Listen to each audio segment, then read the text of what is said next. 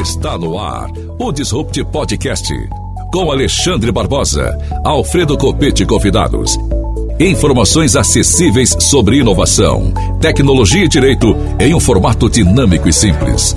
O Disrupt Podcast está no ar. Olá meus amigos, olá minhas amigas, bem-vindos, bem-vindas a mais um Disruptcast. Alexandre Barbosa, hoje com um caríssimo amigo convidado, Carlos Guedes. Carlos Guedes, vai falar sobre Cascavel na Rota da Inovação. Inovação no município de Cascavel e não só, em toda a região. Carlos Guedes já trabalham muito tempo nessa perspectiva, né, da inovação. Conta pra gente um pouco aí, Carlos, o que significa essa Rota da Inovação e Cascavel tá no centro disso tudo. Primeiramente, obrigado pelo convite. Estar aqui com o Copete e com o Barbosa é extraordinário. Disrupt já está fazendo disruptura pelo mercado. O próprio nome Disrupt veio da inovação, né? E aí, exatamente. O que é a inovação? É isso, é fazer a disruptura. E o que é disruptura? É criar ou melhorar algo que a gente está fazendo. E isso o Cascavel está fazendo muito bem feito. O Cascavel entrou no mapa como uma das referências, não só Cascavel como o oeste do Paraná como um todo, mas Cascavel sendo líder nesse movimento, vem puxando essa frente. E hoje no oeste do Paraná nós temos um movimento chamado Iguaçu Valley. Olha só que coisa interessante, né? Foi o primeiro movimento que foi criado no estado. Hoje existe o Rota do Pinhão lá em Curitiba, tem outros movimentos acontecendo no Paraná, mas Iguaçu Valley foi o primeiro que se organizou como? Integrando universidades, empresas de tecnologia, pessoas que querem conversar sobre inovação tecnológica, associações, entidades empresariais, querendo o quê? Fazer a disruptura.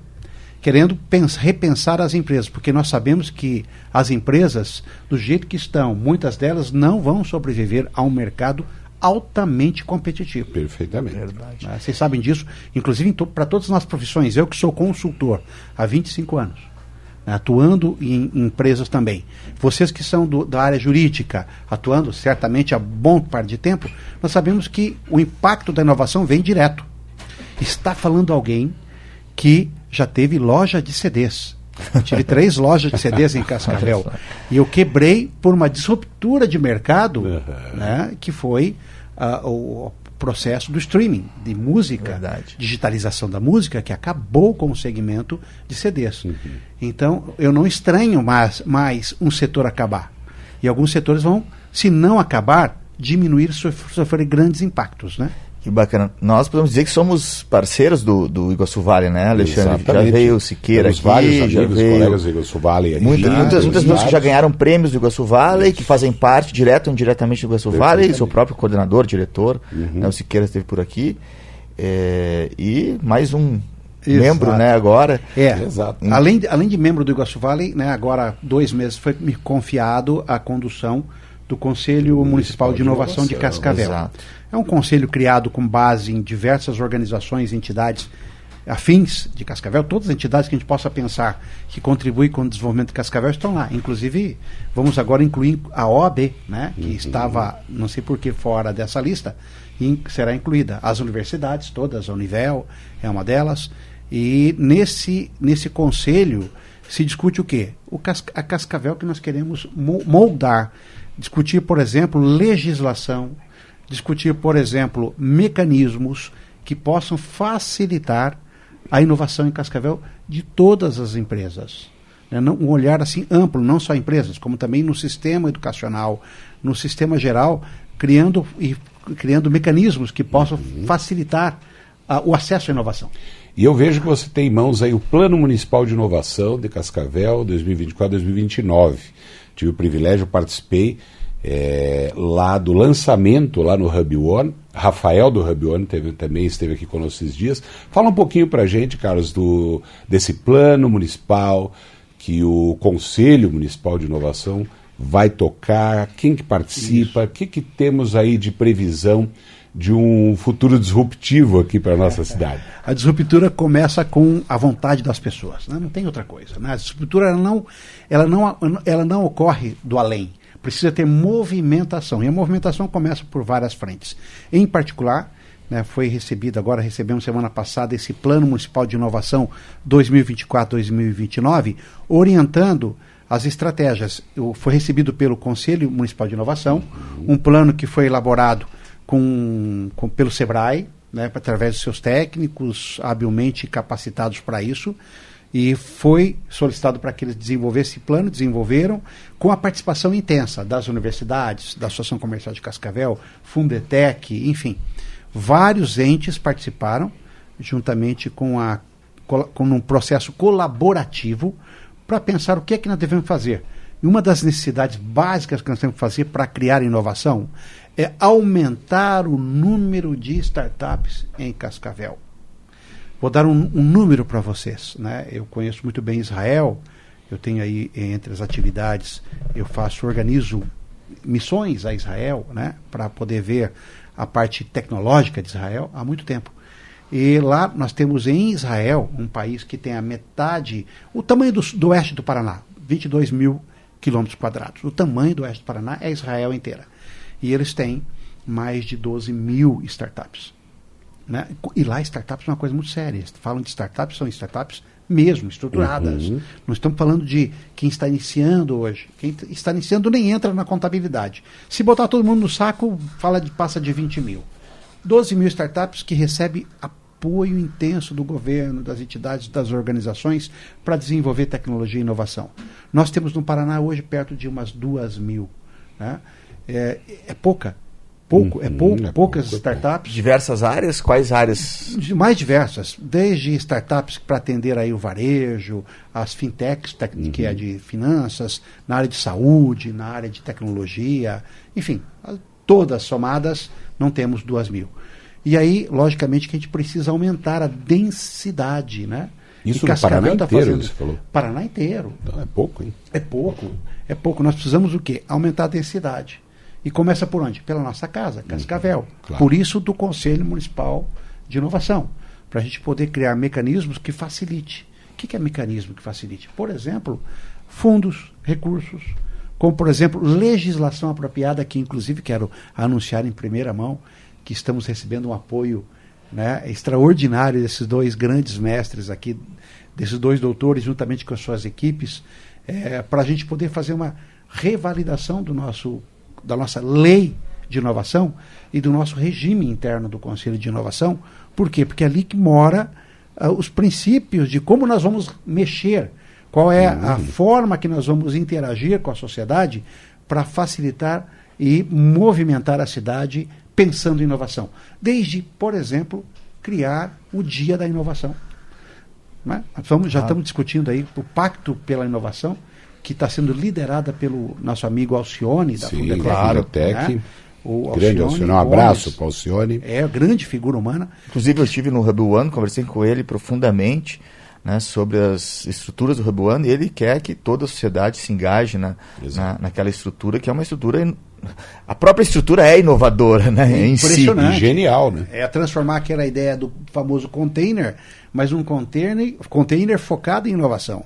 E ele lançou essa ideia, inclusive essa ideia, de passagem, foi lançada dentro de um ônibus quando nós estávamos em Israel, né? Ele veio com essa ideia, conversar com a gente, que somos da SIC, né? Eu faço parte, eu sou vice-presidente de inovação da SIC e atual presidente do Conselho de Inovação de Cascavel. E nessa viagem lá a Israel, no ônibus, ele falou, cara, nós precisamos fazer alguma coisa, vamos lançar uma semana de inovação. E daí nasceu a ideia. E foi lançado, então, semana passada, o Pacto pela Inovação em Cascavel, que é o quê? Na semana lá de 18 de outubro, fazer uma semana inteira em que cada organização, cada entidade, a Univel fará parte, a CBN fará parte, serão convidados para isso, vamos fazer um movimento para mexer com a cabeça das pessoas. Como tem aquele movimento, o Dia da Saúde, o Dia, né, criar a cultura da inovação. A cultura, porque a inovação não pode ser tema da universidade, não pode ser tema de privilegiados. A inovação é em todas as áreas, a gente respira inovação. A gente respira inovação todo dia, só que a gente não percebe que a inovação está ali. No Uber que a gente utiliza, na água que a gente bebe na garrafinha PET, na tecnologia do microfone que estamos utilizando aqui no sistema de som, na televisão.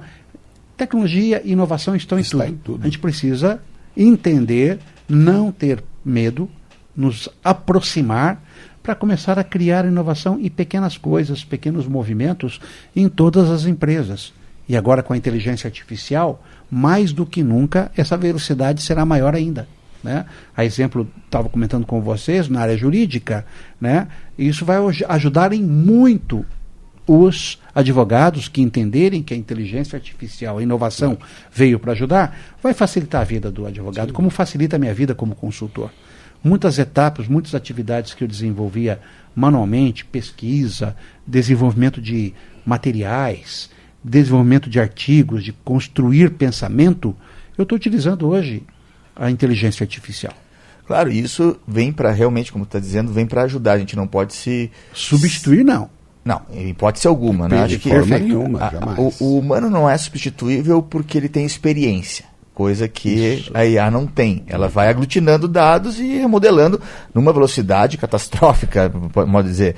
Mas isso é algo que vem como um substrato para uma melhora na condição humana e não como uma luta entre o humano e a máquina. Não acredito nisso, né? Nessa questão de luta. Eu acredito que nós deveremos avançar, sim, mas nada substituirá o humano. A nossa sensibilidade é claro, impossível ser copiada. É própria a nossa capacidade de sentir, exatamente, sentir o outro, sentir, ter a empatia, por exemplo. Já foram feitos vários testes já, né? Inteligência, eu vi uma entrevista de vocês há pouco tempo sobre isso.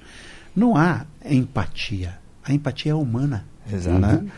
Bom, isso tem, não sei se nós falamos um disrupt ou entre nós, ou enfim, porque tem um livro sobre isso, né? Que se chama Sonham os androides com ovelhas elétricas? É uma pergunta.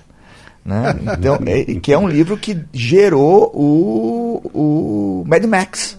O filme Mad Max, que acaba tudo, é só android e tal. E aí, a discussão do livro é interessante porque, isso é no 70, Philip Dick.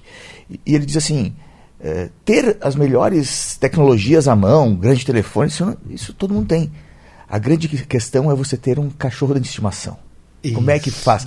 Agora que está tudo moribundo na rua, ninguém quer saber do cão vira-lata, mas na estrutura do livro, na narrativa do autor, ele diz assim, todos pagariam milhões e milhões de dólares para ter um cachorro de estimação, que não existia mais. Então é um troço assim, por quê? Porque que vai abanar o rabo quando você entra em casa. É uma alegria incrível. E veja, a questão da empatia que você perfeitamente colocou, ele diz assim, a inteligência não é mais inteligência lógica, matemática, porque isso a máquina superou. A inteligência é se pôr no lugar do outro. É a empatia que nunca vai ser substituída. É isso aí. E espero que não, né? Mas assim, anos-luz, né? Acho que nós não vamos viver para ver esse nível, né?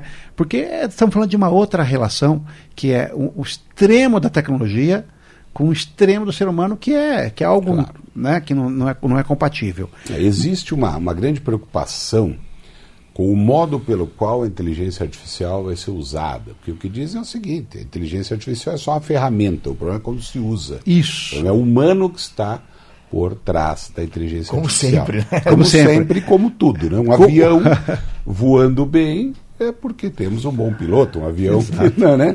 Por exemplo, na inteligência artificial hoje, os mais conhecidos aí são os ChatGPTs e os outros, né? Mas o que é a essência? A essência não é ele como ferramenta, é o ser humano que está aqui sabendo conduzi-lo. Sabendo manusear. Se eu souber conduzir bem, né, eu vou ter um grande resultado. Se eu não souber conduzir, e aí é aquilo que já vem sendo demonstrado e afirmado e confirmado, se eu não tenho, como ser humano, uma estrutura, um conhecimento, uma bagagem, uma vivência, livros e livros lidos, teses pesquisadas, para poder formular a melhor pergunta, eu tenho limitações. Exato. E desde antes da questão tecnológica, né, a própria revolução do conhecimento, né, no Renascimento, inclusive, começa sobre aquilo que você falou, a pergunta. Quem tem a pergunta tem tudo. Então, se você não sabia perguntar para construir o conhecimento sem inteligência artificial, como você também não vai saber? Exato. Vamos ter que voltar a Sócrates, então. Se não tem pergunta, não tem resposta. Isso. O método socrático, ele mais do que nunca, ele é fundamental para a gente poder evoluir. E em muitos lugares que eu passei, sabe, Carlos, eu vejo que as pessoas falam, mas a inteligência artificial é um perigo, nós temos que cuidar e temos que proibir. Em alguns ambientes onde eu estive, eu falei, não, peraí, para tudo. Proibir nunca foi a solução para nada. Nunca. Você tem que fomentar o bom uso, tem que orientar a utilização adequada, isso quer na educação, quer na advocacia, quer em todos os ambientes. O que tem que ser feito é um trabalho de aprendizado, um trabalho de conscientização e de conhecimento para que se use bem as ferramentas. Você lembra quando aconteceu na década de 80 uma tentativa de proibir as importações de computadores do lado da informática para proteger a indústria nacional? O que aconteceu com isso? Nós ficamos extremamente atrasados. Tivemos que recuperar 10 anos em por conta desse tipo de política. E olha, de novo, estamos falando do quê? Estamos falando de política pública aplicada ao meio que não deve ter interferência. Né? A política pública ela tem que ser um instrumento para ajudar no desenvolvimento e nunca prejudicar ou atrapalhar ou prender. Dizer, olha, vamos criar agora uma legislação para limitar a inovação, limitar a inteligência artificial. Não existe. O que você pode fazer é criar políticas públicas para dizer os cuidados que você deve ter. De regulação. Regulação. Tem que haver regulação adequada. Não deve interferir nisso, não deve interferir naquilo, mas... Isso é uma grande inovação também. O modo pelo qual as regulações são construídas hoje em dia. Sim. É completamente distinto, e isso a gente trabalha bastante na estrutura interna do mestrado, etc. É completamente distinto daquilo que se construiu como ideia de regulação. Né? Hoje a regulação, toda a estrutura regulatória, ela é baseada em risco. Enquanto que a época era uma política de protecionismo, né? Muitas vezes. Proibições. Tanto que até hoje se fala em regular alguma coisa, o pessoal tem aquela ideia de regular como, quando se brinca, né? Você é regulado, ou seja, é a pessoa que regula, restrito, né? Que restringe, que proíbe. Não é. A regulação, na verdade, ela tem o condão de organizar, de estimular, incentivar, de fazer então, a coisa olha que acontecer. delicado que é. Você vai criar uma lei hoje, ou atualizar uma lei da inovação de Cascavel, para poder atender esse plano. Veja como é abrangente.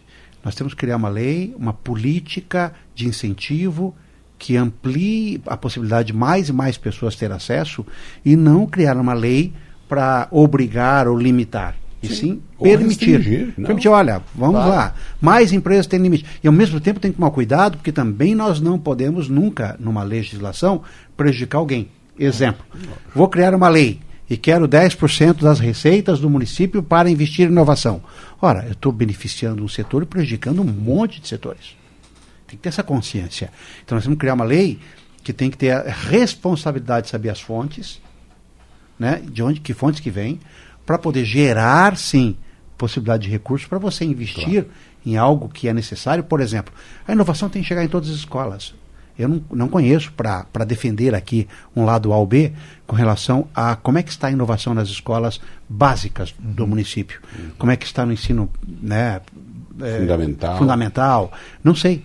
Então, sabemos que as faculdades, sim, as privadas, como é o caso particular da Univel, que eu conheço bem, ela tem um incentivo muito forte, com várias, inclusive tem um centro tecnológico, né, recentemente inaugurado.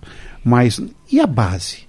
Nossas crianças, quando estão na escola, e aí entra a preocupação também do Conselho Municipal de Inovação, de levar um diálogo para dentro da Secretaria Municipal de Educação, Secretaria de Estado, e falar como é que nós estamos operando hoje com o tema inovação e o que falta, né, para a gente, dentro do âmbito do Conselho, que o Conselho possa articular, né, no âmbito local, estadual, para melhorar a condição de educação, para que esse aluno tenha acesso. A exemplo do que aconteceu na Coreia, aconteceu em outros países, no leste europeu, né, e outros países que vêm fazendo investimentos muito grandes na educação básica, levando esse aluno a ter acesso a uma série de tecnologias e inovação, sem perder o lado humano, né, diga-se de passagem, mas para ter uma evolução desse Você tocou num ponto, Carlos Alfredo, que eu achei primordial. Ele falou, seria muito fácil, né, falar 10% dos recursos públicos vão para a inovação. Nós não podemos esquecer de uma palavrinha necessária e importante quando se fala em política de Estado, em política pública, que é o custeio. De onde que isso vem? Qual é a fonte? Não dá para sair prometendo que tantos por cento vai para isso, tanto para aquilo, e nós não temos de onde tirar, vamos tirar do imposto. E é constitucional, né? Cria despesa, cria receita. Perfeito, é constitucional. Isso aí. Então, isso é muito importante. O que se tem que pensar, a mim parece, numa lei, contemporânea, jovem, de inovação, é nós encontrarmos o lugar aonde vai ser objeto a captação do recurso, para aí sim dizer o que se pretende destinar. Então há que se pensar em captação de recursos, custeio, fontes de custeio, e pensarmos naturalmente que isso é algo voltado para a ideia de responsabilidade. E tem outras formas de fonte. Por exemplo, se tem educação. Ok, educação é um dos maiores orçamentos municipais. Tá? Se é um maior orçamento municipal, então vamos dar uma atenção especial para verificar como é que está sendo utilizado esse recurso. Porque pode ser que dentro desse recurso possa ter para a educação, sem você buscar nenhum recurso novo, ações que você possa desenvolver para fomentar. Perfeito. E a inovação. Uma educação inovadora. Projetos que não são desenvolvidos, que poderiam instrumentalizar de forma eficiente a prospecção da inovação. Da educação, né? Isso em várias áreas sensíveis das políticas públicas. Se nós formos ver, a maioria dos municípios da região, elas não fomentam de forma eficiente as suas áreas sensíveis, digo, direitos fundamentais, educação, saúde, etc. Porque falta a produção da construção do projeto em si. Né? E que, veja só, não falta recurso. Perfeito. Falta projeto. Bem interessante que estão trazendo. E olha só, que também tem a ver com a mentalidade. Eu vou dar um exemplo bem prático para vocês entenderem. Israel, todo jovem, homem, tem 3 anos de exército e a mulher 2 anos. 1 ano é para serviços militares e o outro 2 anos do homem e 1 ano da mulher é para desenvolvimento na área de suas competências. Então, se o jovem gosta da área de tecnologia, né, ele vai ser incentivado, colocado num centro desenvolvedor de competências de inovação. Se ele gosta de saúde, vai ser colocado no centro que desenvolve tecnologias para a saúde, para a educação, para esporte. Quando esse jovem sai, e ainda ele tem 1 ano sabático que ele já é padrão, ele não vai fazer nada no ano que ele sai, vai viajar pelo mundo, incentivado pelo governo, cria-se um fundo para isso, viajar pelo mundo onde ele quiser para prospectar. O que está acontecendo na África, na América do Sul, na Ásia? Volta depois, já com seus 21, 22, 23 anos. Aí ele vai fazer a faculdade. Qual é o nível de consciência que esse jovem com 21, 22, 23 anos chega na faculdade para desenvolver a faculdade? Qual o nível crítico dele? E a gente vê o baque que nós temos, logicamente, nós estamos dentro do ambiente também, um ambiente de educação, a dificuldade que o professor tem para mostrar para um aluno ali de 17, 18 anos que está entrando na faculdade, do nível de consciência que ele tem que ter para desenvolver um pouco mais a capacidade intelectual dele em prol de alguma produção. Em Israel não acontece isso. O jovem já entra na faculdade com consciência que ele vai produzir alguma coisa. Ele sabe o que ele quer, em verdade. Consciência absoluta. Experiências, né? Então, rapidamente, que se ele engata ali e desenvolve um projeto, ele já tem fontes financiadoras. A exemplo, eu estive lá e conheci, fui usuário disso. Olha só, fui usuário e já começam a pipocar mensagem. Foi usuário do quê? Usuário de um colírio que, para quem tem miopia, se aplicado uma gotinha em cada olho seu e miopia, você tem 8 horas de visão perfeita. Nossa. Com aquele colírio. Desenvolvido por quem? Um jovem, lá no exército, míope, que na hora do treino com armas, no poeirão do deserto, ele não enxergava nada. Falou, mas como é que eu vou fazer? Eu não consigo nem olhar o alvo, né, para poder treinar aqui com a arma. Falou, preciso resolver esse problema. Tira o óculos, não enxergo nada. Coloca o óculos. Coloca a lente de contato, dá problema com a poeira. Poxa, coisa extraordinária. Não sei. Ele saiu com esse problema. Falou, quando ele foi para o centro de desenvolvimento, começou a criar a base. E lá, quando o cara sai do exército, ele sai com o direito de explorar aquilo que ele começou a desenvolver. Ele saiu, foi para a faculdade, desenvolveu, patenteou, e hoje o produto está no mercado. Já entrou nos Estados Unidos, está entrando no mundo. Imagina. Né, eu tentei trazer, mas não pode trazer, então vamos tentar encomendar aí legalmente próxima vez, mas pensa a revolução. Para você que vai praticar um esporte, uma atividade. Genial. Uma atividade. Eu não fiz cirurgia, mas usaria esse colírio. Os meninos e meninas que vão sair à noite, né, que não querem utilizar óculos, pinga e você tem a noite inteira uma visão porque perfeita. Porque a lente de contato é chata. Eu uso, mas... Então, percebe? Então, estou falando de uma coisa assim, isso é inovação na saúde revolucionário. Perfeito. E veja só, isso me chamou a atenção que nem toda a inovação, ela é sob um ponto de vista da tecnologia em si. Isso que vamos quebrar. Inovação não é computador, não é cabo conectando, não é internet. Nesse caso não tinha nada disso, nada, simplesmente nada. É só estudo de biologia, estudo científico e encontrar uma solução química que fizesse isso. Sim. Percebe? Perfeito. O estudante, né? Há outros casos, mas só para mostrar o seguinte. Então, quando a gente começa? A gente começa criando planos, estruturando planos e ajudando a cidade a discutir mais sobre a inovação. E o papel de vocês também será muito importante nisso. E esse será o papel do Conselho. Que bacana. Carlos, tem algum elemento de inovação que tu possa nos contar dentro da estrutura da região, Cascavel em si? Sim, Sim, tem muitos bons planos na região, né? Nós temos aí várias indústrias se utilizando hoje da inovação para poder desenvolver novos produtos, por exemplo, a cadeia do peixe, que nós temos aqui, tanto em Cafelândia como em Palotina, Copacol e Cevale, desenvolveram muitas tecnologias de alimentação do peixe que cria um peixe mais saudável, mais rapidamente, e outras cadeias de alimentos do frango que vem desenvolvendo altas tecnologias a partir da inovação do estudo científico. Perfeito. Eu lamento profundamente, Alfredo, Carlos, que nós estamos aqui no limite do nosso horário. Não temos tempo agora para mais nada. O jogo da seleção feminina brasileira nas Olimpíadas de 2024. Muito obrigado, Carlos, por ter vindo nos mostrar um sistema inovador do como pensar em inovação, na verdade. É isso aí. Obrigado. Eu vim aqui para isso. Vamos pensar juntos em inovação. Pacto pela inovação. Muito obrigado, Carlos. Valeu. Obrigado, Alfredo, mais uma vez. E semana que vem tem mais Disruptcast. Um abraço. Tchau.